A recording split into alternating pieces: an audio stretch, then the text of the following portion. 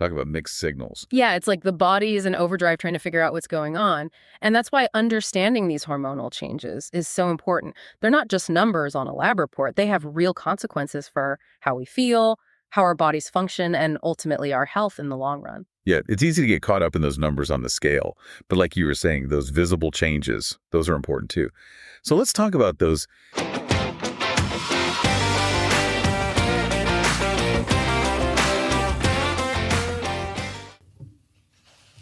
Hey there, everyone. This is Dr. Pepper, really. And in today's podcast, we're going to be talking about a subject which I think is somewhat overlooked when discussing things like Ozempic, Wegovy, and Mounjaro and how it creates rapid weight loss. My concern is that during rapid weight loss, there are other changes going on in our body other than our physical appearance, particularly in the realm of our hormones. And this can have a great impact on how we feel and how our body functions. We'll be talking about that in a minute. And towards the end of the podcast, I'd also like to examine something even less known, and that is the effect of rapid weight gain after stopping the medication. This can be a tricky time for the body and can lead to a condition known as the Refeeding Syndrome, which can be rather serious. There are a number of somewhat simple nutritional approaches that we can discuss to prevent such an outcome, so it's going to be worthwhile to hang around and listen. As Doja Cat says, let's get into it, y'all. All right, buckle up, because today we're taking a deep dive into the fascinating and often confusing world of estrogen and obesity. And we're adding another layer to this whole thing. What happens when you throw rapid weight loss into the mix? Yeah, it's definitely not as simple as just calories in, calories out, right? Absolutely not. We're talking hormones here, people. And from the looks of it, you've really been digging into this. Research papers, chatbot conversations, you've gone down quite the rabbit hole. But what really stood out to me was your fascination with rapid weight loss and how it impacts our reproductive hormones. I mean, you mentioned things like intermittent fasting and even more extreme situations like anorexia. Sorry to interrupt, but let's not forget, of course, the effect of the use of medications like Ozempic, Wegovy, tirzepatide, and Mounjaro. Okay, so let's keep going. It's pretty clear you're eager to get to the bottom of this. It's pretty fascinating stuff. I mean, we're talking about how these hormones, especially when they're all over the place, affect so much more than just our reproductive systems, right? Mood swings, energy crashes, bone health, even our metabolism gets thrown for a loop. Right. It's all connected. It's like this crazy hormonal symphony orchestra. And rapid weight loss is like the conductor who's lost their sheet music. Yeah. So where do we even begin to unpack all of this? Okay, so let's break it down. We've got our all-star players, testosterone and estrogen, the classic sex hormones. But they don't just operate in isolation, right? We have other hormones like SHBG, that's sex hormone-binding globulin, by the way, and it essentially acts as a chaperone for these hormones. It determines how much of them are actually free to, do their thing and interact with our cells. So SHBG is kind of like the bouncer at the hormone party, letting some in and turning others away. Exactly. And then we've got growth hormone and IGF-1, which are obviously essential for growth and development, and they're also part of this intricate dance. But here's the thing. Weight, especially when it fluctuates rapidly, can really throw this whole system out of whack. Okay, so that makes sense. But what actually happens to our hormone levels when we lose weight quickly? Does everything just sort of plummet? Well, not quite. It's not always so black and white. Take testosterone, for instance. You sent over some research about how rapid weight loss affects it, particularly in men who are dealing with obesity. There was that one study, Impact of Weight Loss on Reproductive Hormones in Obese Men, and it found that for men with a higher BMI, losing weight quickly actually led to a bigger drop in testosterone compared to gradual weight loss. Kind of counterintuitive, right? It really is. You'd think that losing weight, especially a lot of it, would be a good thing for those hormone levels, not the other way around. Yeah, it's surprising. It's me again. I'm thinking that the effect is probably related to the rate at which the body weight is changing, since in nature, rapid weight changes are very stressful. Let's keep going. But it just goes to show how incredibly complex this whole system is. Hormones, they don't always follow the rules we think they should. That's for sure. Okay, so what about estrogen? I mean, your research on estrogen and obesity was really interesting. Yeah, estrogen is a bit of a double-edged sword when it comes to obesity. On one hand, it can actually help protect against obesity and even problems with how our bodies use glucose. But on the other hand, it can also promote fat storage, especially in women. There was that interesting study you found about how estrogen affects where mice store fat, mainly in their bellies. So it's almost like estrogen has this regulatory role, kind of influencing where we pack on the pounds. But when it's out of balance, it can actually increase the risk of weight gain and even potentially lead to more serious issues down the line, like diabetes. You got it. A special note here is that as estrogen levels decline during menopause, it can also cause a shift in the way fat is distributed to the abdomen, causing what we refer to as a beer belly. And also, it can enhance the overall weight gain effect. And when we add rapid weight loss into the mix, it gets even more complex. Remember that excerpt you shared from the effects of diet and exercise on endogenous estrogens? It suggested that rapid weight loss could significantly impact estrogen levels in women who have already gone through menopause. Wow, that's huge. And what about SHBG, our hormonal bouncer? Does dropping weight quickly affect how it does its job? Definitely. You know, that chatbot conversation you mentioned was onto something. Rapid weight loss usually leads to an increase in SHBG levels. And remember, SHBG binds to key hormones, which makes them less available to the body. So even if your body's producing what seems like a normal amount of testosterone or estrogen, having higher SHBG means less of those hormones are actually active and doing their thing. So even though someone is losing weight, which we usually think of as positive, their hormone levels might be telling a very different story. That's wild. Exactly. And it's one of the things that makes hormones so fascinating. They don't always play by the rules. And, we haven't even touched on growth hormone and IGF-1 yet. These guys are especially impacted by extreme weight loss like we see in anorexia. Right.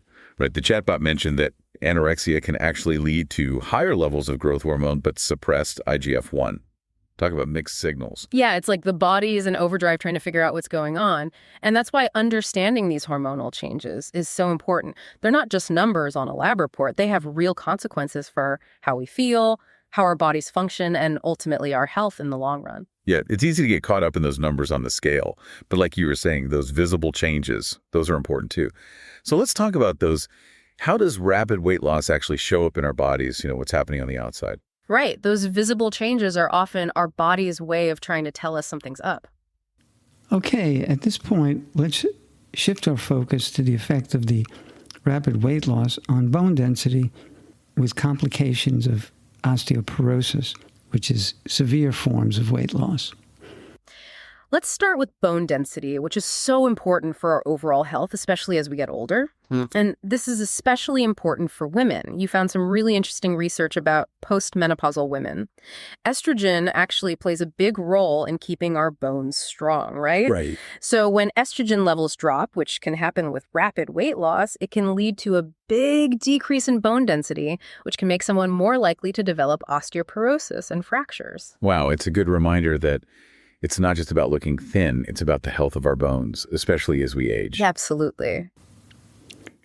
Okay, now it's time for us to change focus again on how rapid weight loss can affect our sex lives in terms of libido or sex drive, and also bodily function changes such as disruption of the menstrual cycle and, in men, erectile dysfunction.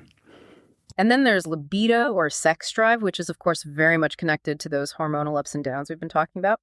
When testosterone is low, estrogen is low, SHBG is high, those can all contribute to a lower sex drive in both men and women.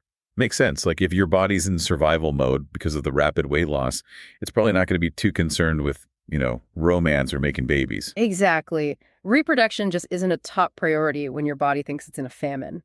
And speaking of which, for women, these hormonal imbalances can really mess with their menstrual cycles. You mentioned anorexia, and it's super common to see irregular periods or even amenorrhea, which is when your period stops altogether in those cases. It's like our bodies hit the pause button on certain functions to save energy when they think we're in trouble. Exactly. It's a fascinating evolutionary adaptation. But let's talk about some other visible things that can change, like our hair, skin, and even where we store fat. These might seem kind of superficial, but they can be really upsetting for people, and they usually point to those same hormonal shifts. Absolutely. What causes those changes? Is it just because we're not getting enough nutrients, or is there more to it? It's a little of both. Nutrient deficiencies definitely play a role, especially if someone's really cutting back on their calories. But those hormonal changes we've been discussing are really important too. Thinning hair, dry skin, brittle nails, all of those can be linked to hormonal imbalances. Hormones affect everything from collagen production, which keeps our skin looking young and healthy, to how our hair follicles work, which determines hair growth. And when it comes to fat distribution, our hormones kind of tell our bodies where to store fat. So as hormone levels change with rapid weight loss, you might see changes in body shape, even if you are losing weight overall. So even if you're losing weight, you might not be losing it from the places you want to, all because of these complex hormonal interactions. That's right. It can be frustrating. But it shows how important it is to think about weight loss in a holistic way. It's not just about the number on the scale. It's about understanding how our hormones and metabolism work together and finding a sustainable way to lose weight that's good for both our physical and mental health. Absolutely. Okay. Now, as I mentioned at the beginning of the podcast, it's time to look at what happens to us, our bodies, our hormones, when we start to regain weight, which is common when you stop the weight loss medications. Okay, so let's say someone has gone through a period of rapid weight loss and they've experienced some of these hormonal and physical changes we've been discussing. What happens when they start eating normally again? Does everything just magically go back to normal? Well, it's not always that simple. It's not always a reset button, unfortunately. Refeeding, especially after a period of really severe restriction, like we see with anorexia nervosa, can be tricky. It's not just about upping your calories again. In fact, doing that too quickly can lead to something called refeeding syndrome, which can be really dangerous. Refeeding syndrome, that sounds serious. What makes it so risky? And what's actually happening in the body? So imagine your body's been in starvation mode, right? Conserving energy, holding on to those essential nutrients just to survive. And then suddenly it's flooded with nutrients. This can overwhelm your metabolism and lead to a bunch of changes in your body. One of the biggest things to worry about is a sudden drop in phosphate levels in the blood, which is an important electrolyte. Why is phosphate so important during refeeding? Well, phosphate is essential for a whole bunch of bodily functions, producing energy, muscle function, cell signaling, even pH balance. When you start eating again after not eating enough for a while, your body wants to use those new nutrients to rebuild and repair tissues. This process needs a lot of phosphate. If your body's been low on phosphate for a long time, it can't keep up with this sudden increase in demand, which can cause serious problems. You could see muscle weakness, heart problems, breathing difficulties, even seizures. It's really important to manage it carefully. It's important to add at this point that with the refeeding syndrome, there can also be prominent fluid shifts in our body and fluid retention, with the development of swelling in the legs and even in the face. And there's a form of severe fluid retention which affects the whole body, which is known as anasarca, but fortunately that's quite rare. This is really important information, especially for anyone dealing with a situation where refeeding is necessary. So how do you prevent refeeding syndrome? Is it just a matter of slowly increasing how much you eat, or are there other things to keep in mind?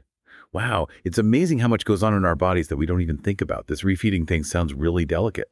It is. It's definitely not as simple as just going back to your regular meals. You have to reintroduce calories very gradually. And it's not just about the calories you have to keep a close eye on electrolytes too, especially phosphorus, potassium, and magnesium, making sure the person is getting enough of those, either from food or sometimes supplements. Right. So it's about replenishing all those important nutrients that were depleted. Yeah. Right. Could you give us some examples of foods that are especially good sources of these electrolytes? Just some practical tips for our listeners. Sure. For phosphorus, dairy products are great things like milk, yogurt, cheese. Lentils, beans, nuts, and seeds are good too. For potassium, bananas, avocados, sweet potatoes, spinach, beans, those are all good sources. And when it comes to magnesium, almonds, spinach, dark chocolate, those are your friends. Oh, and avocados for magnesium as well. Awesome. Those specific examples make it so much easier to see how this all works in real life. Exactly. It's all about giving people the information they need to make good decisions about their health. Well, we've covered a lot of ground today, haven't we? From the ins and outs of our hormones to the visible changes we see and the complexities of refeeding. If you had to leave our listener with just one key takeaway message today, what would it be? That's a tough one. But I think the most important message is that our bodies are incredibly complex and resilient, and hormones play a much bigger role than we often give them credit for. Rapid weight loss, even though it's often seen as this quick fix, can actually disrupt that delicate hormonal balance.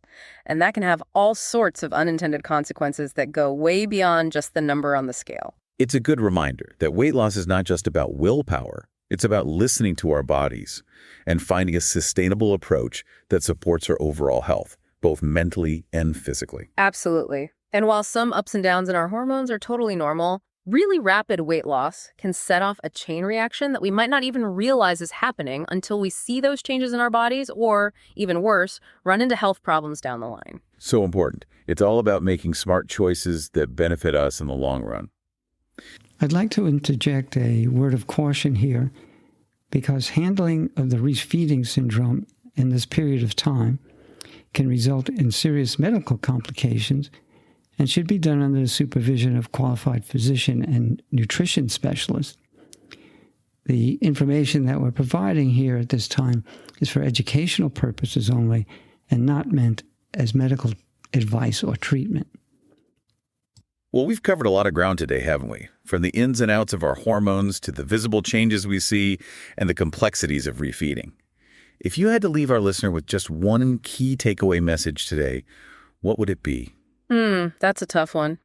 But I think the most important message is that our bodies are incredibly complex and resilient, and hormones play a much bigger role than we often give them credit for. Rapid weight loss, even though it's often seen as this quick fix, can actually disrupt that delicate hormonal balance. And that can have all sorts of unintended consequences that go way beyond just the number on the scale. It's a good reminder that weight loss is not just about willpower. It's about listening to our bodies and finding a sustainable approach that supports our overall health, both mentally and physically. Absolutely. And while some ups and downs in our hormones are totally normal, really rapid weight loss can set off a chain reaction that we might not even realize is happening until we see those changes in our bodies or, even worse, run into health problems down the line. So important. It's all about making smart choices that benefit us in the long run. Well, you've really given us a lot to think about today, and a huge thank you to you, our listener, for bringing up this incredibly important topic. My pleasure. Hey, no fair. Wait a minute. I think I get some of the credit for helping produce this podcast. And as you continue to learn about all this, here's something else to consider. We've been talking about the immediate effects of rapid weight loss. But what about the long-term effects, especially for people who go through cycles of losing and gaining weight, yo-yo dieting?